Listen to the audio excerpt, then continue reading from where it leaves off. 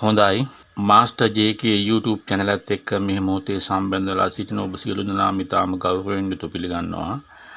අද මම මේ වීඩියෝ එකෙන් ඔබ වෙත ගෙන වෙන්නේ Microsoft Word එහෙම නැත්නම් MS Word කියන software එක භාවිතා කරලා ඔබට අවශ්‍ය වෙන ලිපියක් type කරගන්න, document app පිළිල කර ගැනීම, මේ වගේම පොතක් නිර්මාණය කර ගැනීම, පිටකවරයක් නිර්මාණය කර ගැනීමට වැනි ලිපිගණුව සකස් කිරීම සඳහා බහුල වශයෙන් අපට ප්‍රයෝජනවත් වෙන MS Word Microsoft Office package එකේ එන වදන් සැකසුම් මෘදුකාංගය පිළිබඳ බිඳුවක්වත් පොඩ්ඩක්වත් දන්නේ නැති කෙනෙකුට මුල ඉඳන් අපි කම්පියුටරෙන් අදාළ software එක open කරගෙන වැඩ කරන්නේ කොහොමද කියලා දෙන්න යන්නේ.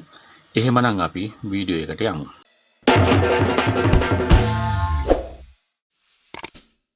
ඔබේ කම්පියුටර් එක එහෙම නැත්නම් ලැප්ටොප් එක ඩෙස්ක්ටොප් එක ඕපන් කරගත්තට පස්සේ ඔබට මේ වගේ ඩෙස්ක්ටොප් ස්ක්‍රීන් එකක් තමයි දැක ගන්න තියෙන්නේ. ඉතින් බොහෝ ස්ක්‍රීන් වල MS Word Microsoft Office package එකේ වැඩ කරන කෙනෙක් ඉන්නවා. Word document එක මෙන්න මේ වගේ icon එකක් ඔබට සමහරවිට machine එකේ දාලා තියෙන්න පුළුවන්. මේක shortcut icon එක කියලා අපි කියනවා. මේ icon එක ඔබට double click කරලා මේ විදිහට double click කරලා ඔබගේ Word document එකක් open කරගන්න පුළුවන් ඔබට. ඒතර මේ විදිහට open වෙනවා. එහෙම නැත්නම් මේ desktop එකේ තියෙන මේ icon එක ඔබට MS Word 2016 කියන update එක සහිත office package එකේ MS Word කියන එක තමයි මගේ මෙතන තියෙන්නේ. ඉතින් ඔබට පුළුවන් ඔබගේ mouse එකේ left mouse right mouse කියන එක ඔබ දන්නවා. roller එකට වම් අත පැත්තෙන් තියෙන එකට කියන mouse key එක, වම් බටන් එක, එතකොට right mouse එක කියන දකුණු පැත්තේ තියෙන එක, roller එකට දෙපැත්තෙන් තියෙන එක. ඉතින් මේ right mouse එක මේක උඩ click කරලා ඊට පස්සේ අපිට එනවා drop down menu එකක් මේ විදිහට open වෙනවා. ඒ drop down menu එකේ උඩින්ම තියෙනවා open කියලා බටන් එකක්. මේ open කියන බටන් එකට click කරලා ඔබට මේක open කරගන්න පුළුවන්. එහෙම නැත්නම් මෙහෙම mouse එකෙන් එකවරක් මේක උඩ click කරලා keyboard එකේ තියෙන enter key එක press කරලාත් ඔබට open කරගන්න පුළුවන්. ඉතින් ඊට අමතරව ඔබට පුළුවන් මෙතන තියෙනවා අපිට search bar එක මේ කාචයක ලකුණක් තියෙන තැන මේක task bar එකේ පල්ලෙහාම තියෙන එකේ ඒක ගිහිල්ලා ඔබට පුළුවන් desktop එකේ MS Word Office package එක ඔබේ නැත්නම් මෙතන MS Word කියලා type කරපුවාම අපට එනවා අපිට පේනවා මේ Word document එක app එක පේනවා. ඉතින් එතනදී මෙතනත් click කරලා ඔබට මේ විදිහට Word document එක open කරගන්න පුළුවන්. ඊට පස්සේ ගිහිල්ලා අපිට තියෙන්නේ මෙතනින් මුලින්ම මේ blank document කියන එක මේ විදිහට click කරගෙන open කරගන්න. ඉතින් එහෙම නැත්නම් ඔබට පුළුවන් ඔබගේ මේ start button එක මේ Windows එකේ ලකුණක් තියෙන එක වම් පැත්තේ screen එකේ පල්ලෙහාම තියෙන start button එකේ මෙතන click කරලා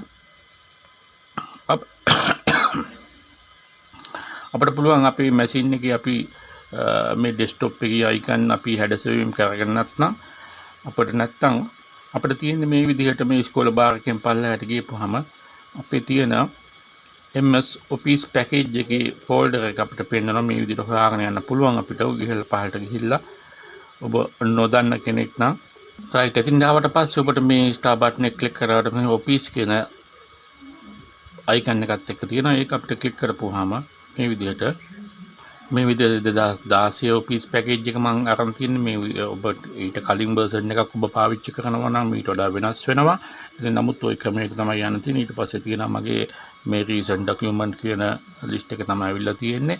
ඉතින් මෙතනින් තියෙන මේ Word icon එක click කරපුවාම මට පේනවා new blank document කියන එක.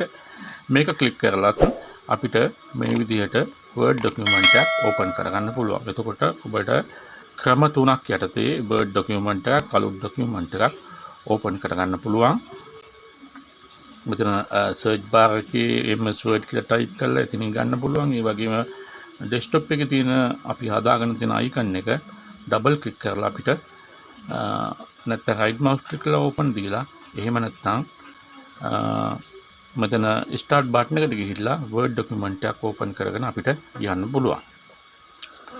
ඉතින් ඔබට Word document එක open කරාට පස්සේ මෙන්න මේ වගේ interface එකක් අතුරු මුහුණක් තමයි ඔබට දකින්න ලැබෙන්නේ. ඉතින් සාමාන්‍ය document වගේම තමයි ඔබට document එක මේ සුදු පාට area එකේ පෙන්නනවා. ඒ අපි මෙතන අපිට දීලා තියෙන කොලේ තමයි අපිට මෙතන දින මේක A4 වෙන්න පුළුවන්, legal size වෙන්න පුළුවන්, එහෙම නැත්නම් letter size වෙන්න පුළුවන්. අපිට පුළුවන් page එකේ හදාගන්න page එක මොකක්ද ඕනේ කියලා අපිට දාගෙන ඊට පස්සේ ඒකේ margins තියාගෙන වටේ කොච්චර ප්‍රමාණයක් අයින් කරලා අපි type කරන්න ඕනද කියන එක අපිට හදාගන්න පුළුවන්. අපි ඉස්සරහට කතා කරමු. සාමාන්‍ය අපිට ඔබට දිස්වන්නේ මේ විදිහට. ඉතින් ඇවිල්ලා මේ cursor එක කියලා කියනවා අපි මෙතන කෙලින් ඉරක් තියෙන පොඩි එක අපිට this වෙනවා this නොවි පවතින blink වෙනවා කියලා අපි කියනවා මේ ක්‍රමයට මේ cursor එක තියෙන තැන ඉඳන් අපිට type කරගෙන යන්න පුළුවන්. අපි type කරන්න යන්න කලින් මේ interface එකේ තියෙන මේ අපිට දකින්න තියෙන දේවල් අපි හඳුනාගමු මුලින්ම ඉස්සරලාම. ඉතින් කරන්න ඕන දේ මුලින්ම ඔබ මෙහෙම icon අරන් ගියොත් මේ mouse point එක එකින් එකට මොනවාද කියන එකත් වැටෙනවා මේ පොඩි icon පවා bold italic underline වගේ දේවල් වැටෙනවා. ඉතින් මුලින්ම මේ title bar එක කියලා අපි මෙතන කියනවා මේ උඩින්ම තියෙන තීරුවට මේ title bar එකේ මැදම තියෙන document 1 කියලා word කියලා සඳහන් වෙලා මේක automatically මම word document එකක් open කරගත්තට පස්සේ automatically මෙයා නමක් ගන්නවා මේක document 1 කියලා. අපි මේක save කරගෙන නැවත open කරොත් එහෙම save කරන අවස්ථාවේදී අපි නමක් දුන්නාම open කරගත්තට ඒ නම තමයි මෙතන වැටෙන්නේ අපි දුන්න නම. ඊට පස්සේ word කියලා වැටෙනවා. ඒතකොට ඒක නිසා තමයි අපි title එක වැටෙන නිසා මේකට අපි title bar එක කියලා අපි කියනවා. ඒ title bar එකේ නමට අමතරව තව තියෙනවා මම මේක මගේ mail එක හරහා තමයි log වෙලා ඉන්නේ machine එකට. ඒකින්ද මගේ ජයලත් කුමාර කියන mail address එකත් එක්ක මෙතන වැටෙනවා. ඊට අමතරව මේ ඔබට වම් අත පැත්තට දකුණු අත පැත්තට කෙළවරට ඉහළින්ම ආවට පස්සේ පේන ඔබට කතිර ලකුණක් තව කොටු දෙකක් ඊට පස්සේ පොඩි ඉරක්. ඒ තැන් වලට අපි mouse point එක ගෙනාපුවම ඔබට දොලා ගන්න පුළුවන්. මෙතන close කියලා වැටෙනවා. ඒ close කියලා එකකින් අදහස් වෙන්නේ මේ document එක අපි exit කියලා යනවා close කරලා දාන්න පුළුවන් මේ button එකෙන්. ඉතින් ඊට මෙහා පැත්තේ තියෙනවා අපිට minimize කියලා button එකක්. minimize නෙවෙයි restore කියලා button එකක්. මේ restore button එකෙන් අපි කරන්නේ අපිට පුළුවන් මේ අපි වැඩ කරන මේ document එක කුඩා කරගන්න restore කරගන්න පුළුවන්.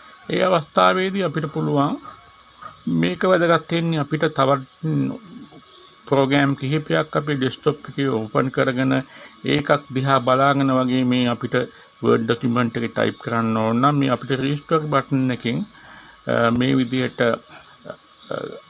කුඩා කරගෙන ඒ වගේ මේ හතර පැත්තට මේ word document එකේ මේ window එකේ මේ අපි හතර පැත්තට mouse point එක ගෙනාපුවාම ගේද්දී මේ mouse point එකේ හැඩය වෙනස් වෙන ඔබට පේනවා ඊතලයක් දෙපැත්තටම තියෙන ඊතලයක ලකුණක් වෙනවා. ඒ අවස්ථාවේදී අපිට mouse point එක මේ වගේ click කරගෙන මේක අපිට කැමති විදිහට resize කරගන්න පුළුවන් මේ Tamanට ගැලපෙන විදිහට මෙහෙම. මේ ආකාරයට කරගන්න පුළුවන්. ලොකු කුඩා කරගන්න පුළුවන් මේ විදිහට. ඉතින් restore button එකෙන් අපිට වෙන්නේ එහෙමයි. ඉතින් නැවතත් අපිට මම මේ restore button එකට ළඟට ගියාට පස්සේ නැවත මම mouse point එක තෙන්ද ගියොත් එහෙම maximize කියලා වැටෙනවා. ඒ කියන්නේ තිරේ පුරාවටම දිස්සනවා මේක. ඉතින් නැවත පාරයක් මම ගිහිල්ලා ක්ලික් කරොත් එහෙම මම මුලින් හදාගත්තු විදිහට ඒක දිස් වෙන්නේ. මුලින් හදලා අවසන් කරපු විදිහට තමයි මේක දිස් වෙන්නේ. ඒ වගේම මට මේ mouse මේ window එක තැන් වලට ගෙනියන්න පුළුවන්. මේ title bar එකේ space තියෙන තැනකට mouse point එක ගෙනහිල්ලා ඒ mouse point එක මෙහෙම click කරගෙන අදගෙන එහෙට මෙහෙට ගෙනිච්චොත් එහෙම ඔබට පුළුවන් මේ mouse window එක එක තැන් වලට ගෙනියන්න.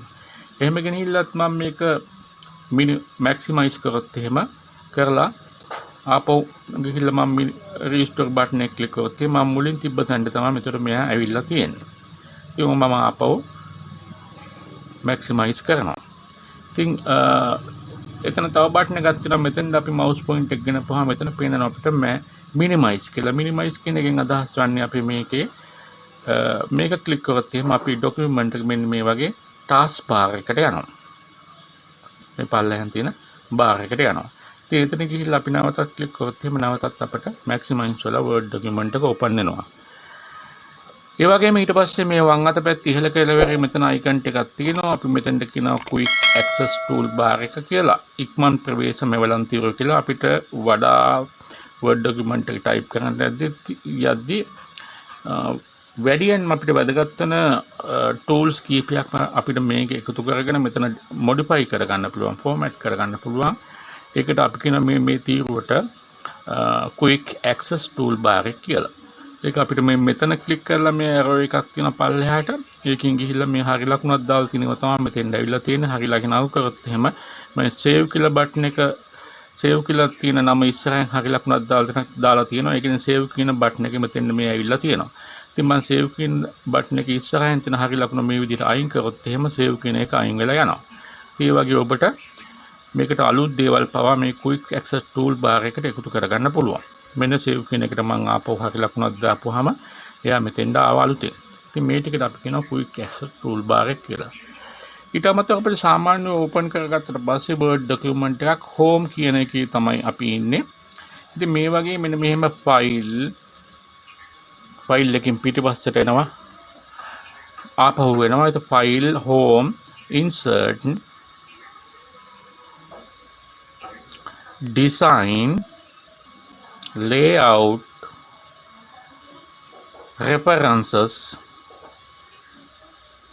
mailing review view help tell me what you want to do කියලා තියෙනවා.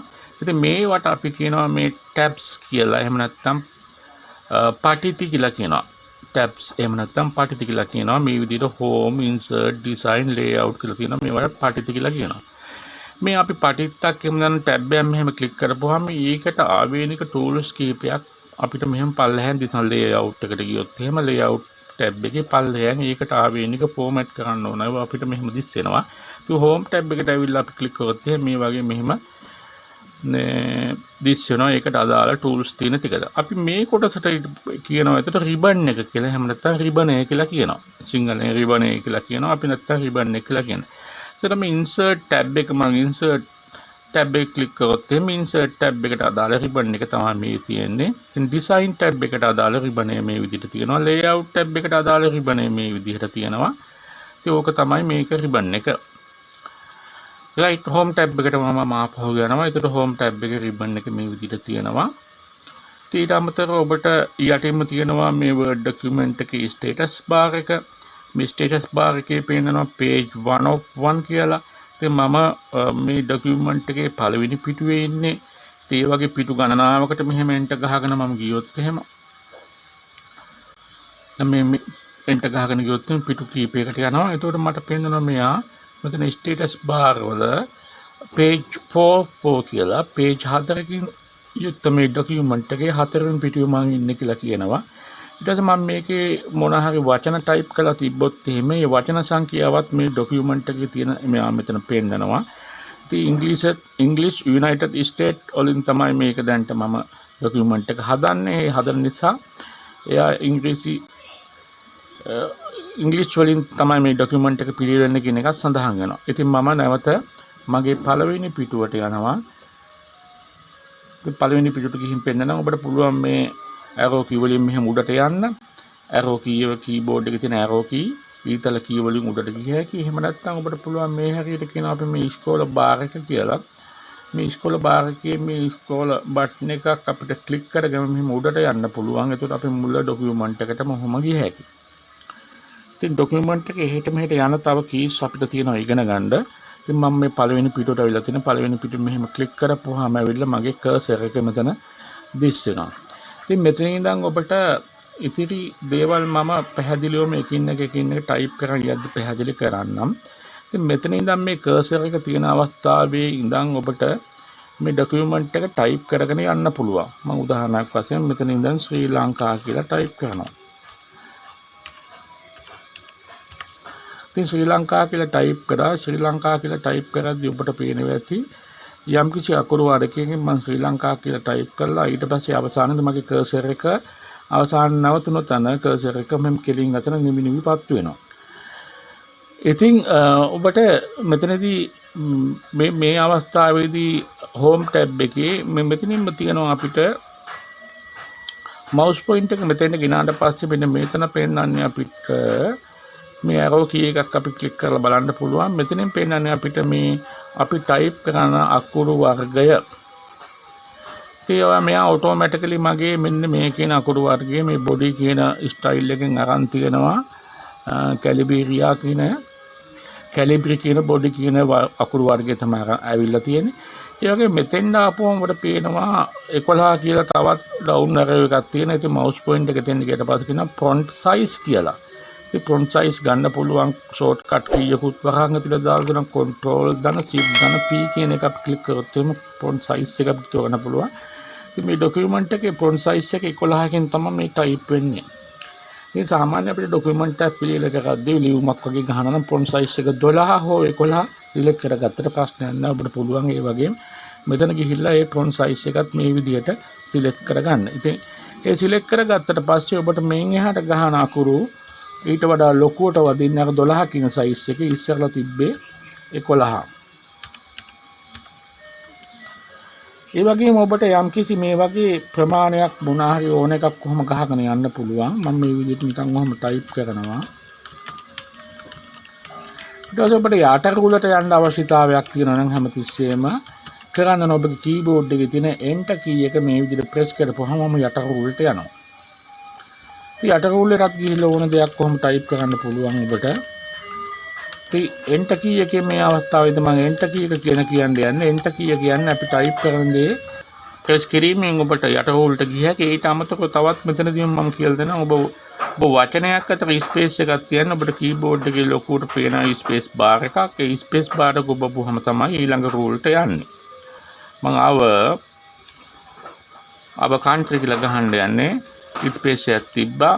ඉතින් අව කන්ට්‍රි is කියලා ගහද්දී ස්පේස් එකක් තියලා ඔය විදිහට මේ විදිහට ටයිප් කරගෙන ඔබට ගිය හැකියි. ඉතින් ස්පේස් බාර් එකෙන් කරන්නේ වචන දෙකක් අතර පරතරය ලබා ගැනීම. රයිට් එතකොට අද අපි ඉගෙන ගත්තේ වර්ඩ් ඩොකියුමන්ට් එකක් ඕපන් කරගෙන ඒකේ මේ ටැබ්ස් කියන දේවල් ටැබ් කියන්නේ මොකද්ද ඊට පස්සේ දාතල රිබනේ මොනවද තියෙන්නේ කියලා.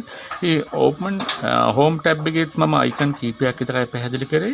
ඉතින් මම දෙවනි වීඩියෝ එකෙන් හැකි ඉක්මනින් කතා කරනවා මේ විදිහට වර්ඩ් ඩොකියුමන්ට් එකක මුලින් ඉඳන් වැඩ කරලා ටයිප් කරලා ඒක හැඩසීවීම කරන්නේ කොහොමද කියලා. ඊට පස්සේ මේක print out එකක් ගන්න කොහොමද print out එක layout එක අපි view කරලා බලා ගන්න කොහොමද කියලා Word document සම්බන්ධව මුල ඉඳන් අගට සියලු ගැටලු ඔබට මම විසඳලා දෙනවා. ඉතින් මේ වීඩියෝ එක මම වැඩි දික් කරන්නේ නැහැ. ඔබට පුළුවන් මේක සැරෙන් සැරේ බලාගෙන මේ වීඩියෝ ක්ලිප් මේ මගේ මාස්ටර් JK YouTube channel එකට ගිහිල්ලා මේ playlist එකට ගිහිල්ලා සියලු වීඩියෝස් ඔබට බලා ගන්න. ඉතින් අදට මම නවතිනවා. හැකි ඉක්මනින් ඊළඟ වීඩියෝ එක ගෙනනවා.